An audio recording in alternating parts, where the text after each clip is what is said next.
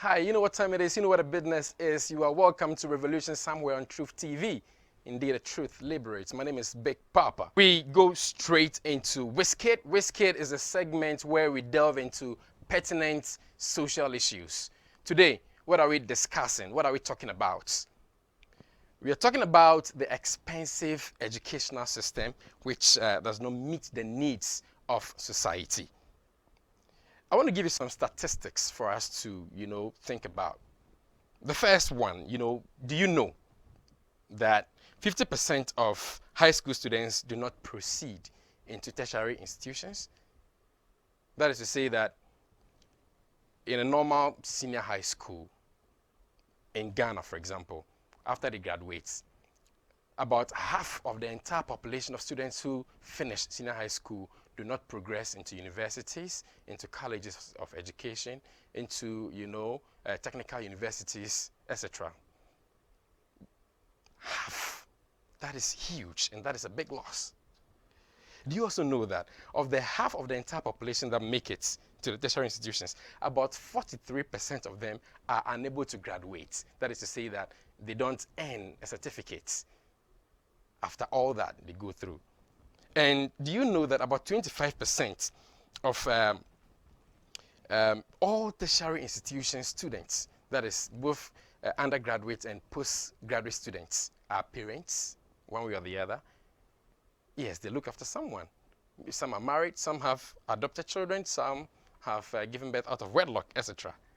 And then in Ghana, it takes about 4 to 5 years for one to graduate. That is to say that you go through the training, you receive tuition, etc. for 4 years, then you do your national service for a year, after which you graduate. That is a heck of a long time, if you ask me. And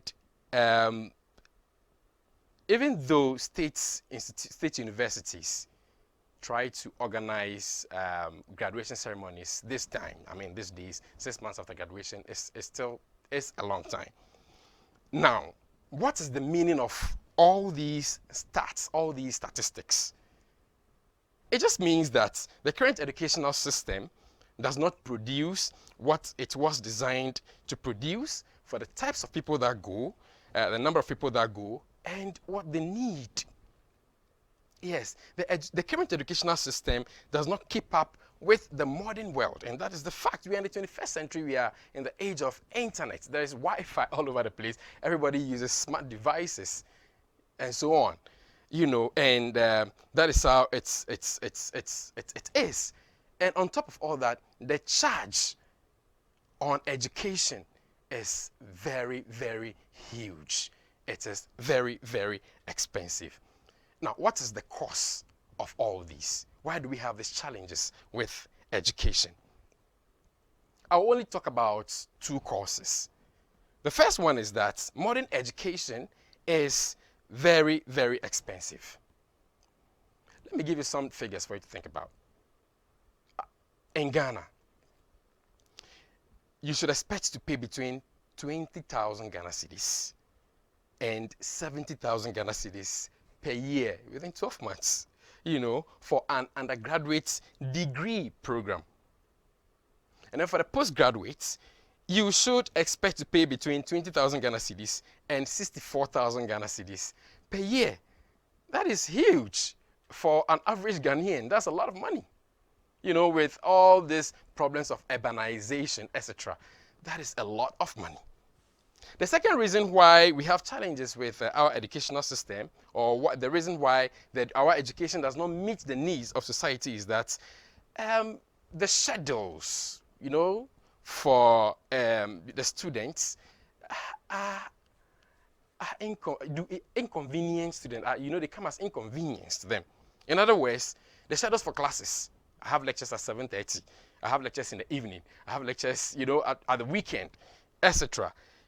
Are so inconvenient.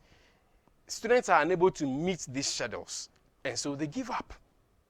And that is challenging. So at the end of the day, I may go to school, earn a degree, that is if I'm able to afford, but I will still come out as a lay person, as a layman. And when that happens, there's going to be retrogression, which are all retrogress, which are all, the country will not move on because we need people to build a country. When I go to, let's say, Nigeria, for example, and I say Nigeria is a beautiful country, it doesn't mean that Nigeria, as in the geographical Nigeria, physical Nigeria, is nice. It is the people.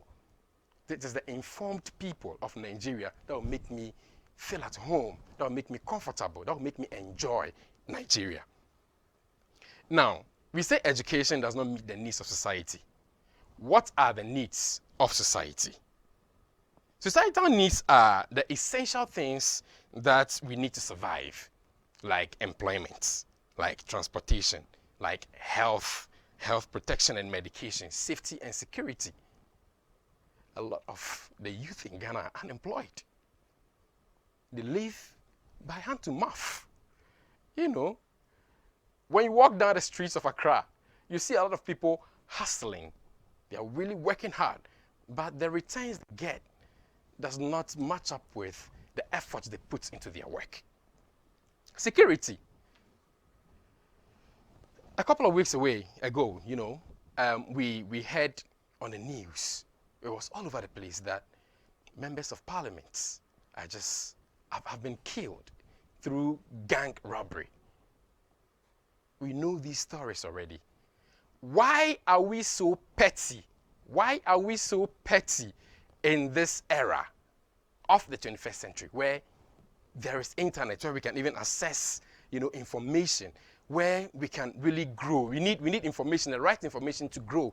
But the skills for us to get that, we don't have. We don't know how to go by it, because we cannot afford education. We cannot afford education. So we live anyhow. We live recklessly. We live by our own whims and caprices. And that is a dangerous thing. Let me touch on something before I continue. Would want to watch some video.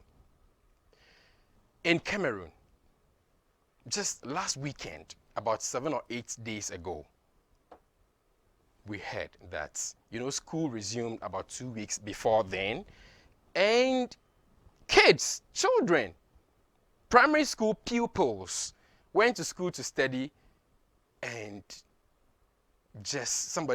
a group of people, that's English Cameroon, they are also going through this secessionist problem, like the way we are going through the same thing in Ghana, where we have the Western Togolese, in Nigeria, where the Igbos also want to break off. In Africa, we have similar problems. So they went and then killed these kids. What about Nigeria? I mentioned Nigeria, SARS. The SARS police brutality, police brutality that is going on there. The special anti-robbery squad going on in Nigeria. If we were educated, if we received the right education, if we are all enlightened, do you think that we will stoop so low and be petty and be killing ourselves away? And the people that are suffering all these are youngsters, children. This is very appalling. This is very terrible. And, something serious needs to be done. We need an overhauling of the entire system, ladies and gentlemen.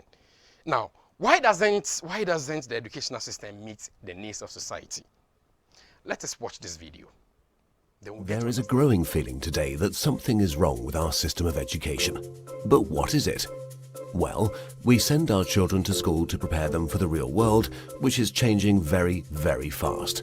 But our schools haven't changed much for hundreds of years.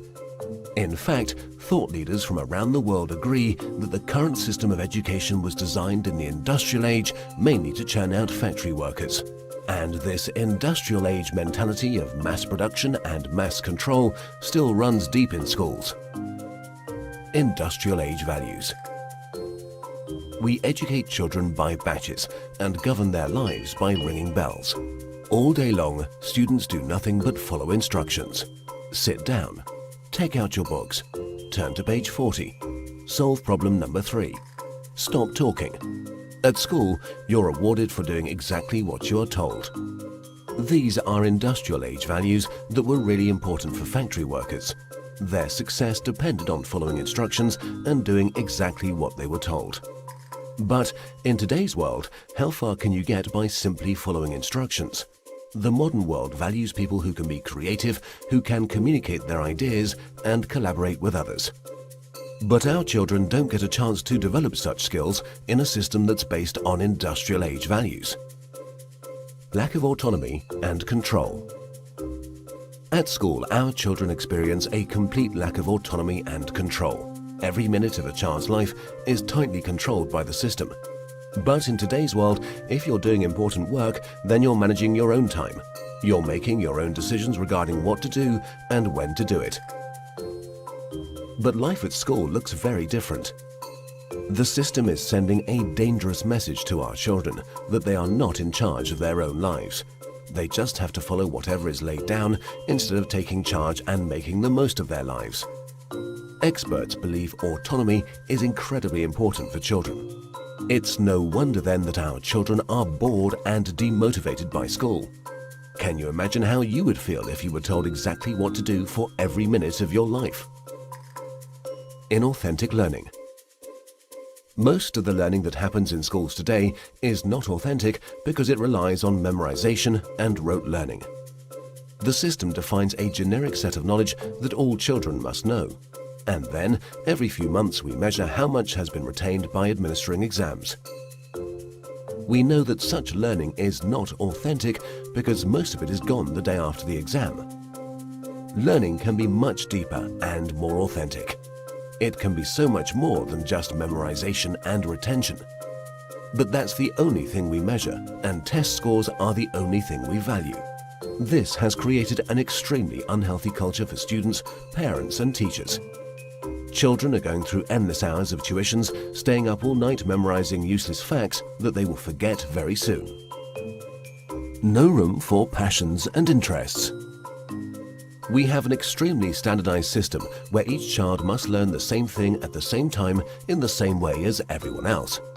This doesn't respect the basic fact of being human, that each of us is unique and different in our own way. We all have different passions and interests.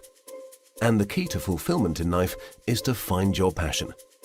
But do the schools of today help our children find and develop their passion? There seems to be no room in the current education system for the most important questions in a child's life. What am I good at? What do I want to do in life? How do I fit into this world? The system doesn't seem to care. There are so many greatly talented people who failed in the traditional school system. Fortunately, they were able to overcome these failures, but not everyone can. We have no measure for how much talent, how much potential goes unrecognized in the current system. Differences in how we learn. Each of us is also different in how we learn, in how much time we take to learn something, and what tools and resources work best for us. But the system has no room for such differences. So if you're a bit slow in learning something, you are considered a failure, when all you needed was a bit more time to catch up. Lecturing. In the current system, children are lectured for more than 5 hours a day. But there are a few big problems with lecturing. Sal Khan from Khan Academy calls lecturing a fundamentally dehumanizing experience. 30 kids with fingers on their lips, not allowed to interact with each other. Also, in any given classroom, different students are at different levels of understanding. Now, whatever the teacher does, there are bound to be students who are either bored because they're ahead or confused because they're behind. Because of the internet and digital media, our children have at their fingertips all the information in the world. Technology has made it possible for anyone to learn anything. But for fear of losing control, the system is not leveraging these incredible resources. Our system of education, which evolved in the industrial age, has become outdated and ineffective. If we want to prepare our children for the modern world, if we want learning to be effective and engaging, then there's no doubt that we need to fundamentally change our system of education.